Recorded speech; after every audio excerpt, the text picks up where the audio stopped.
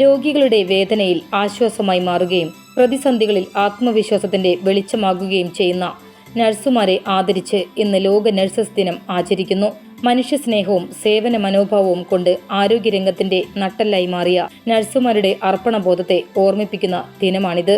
ആശുപത്രി മുറികളിൽ രാവും പകലും വേർതിരിയാതെ രോഗികൾക്കായി സേവനം ചെയ്യുന്ന നഴ്സുമാർ പലർക്കും ഒരു കുടുംബാംഗത്തിന്റെ കരുതലാണ് നൽകുന്നത്. ചികിത്സയുടെ ഓരോ ഘട്ടത്തിലും രോഗികൾക്ക് ധൈര്യവും പ്രതീക്ഷയും പകരുന്ന അവരുടെ സേവനം സമൂഹം ഏറെ ആദരവോടെയാണ് കാണുന്നത്. ആധുനിക നഴ്സിംഗ് രംഗത്തിന്റെ സ്ഥാപകയായ ഫ്ലോറൻസ് നൈറ്റിംഗേലിന്റെ ജന്മദിനത്തോടനുബന്ധിച്ച് ഓരോ വർഷവും മെയ് 12 ലോക നഴ്സസ് ദിനം ആചരിക്കുന്നത്.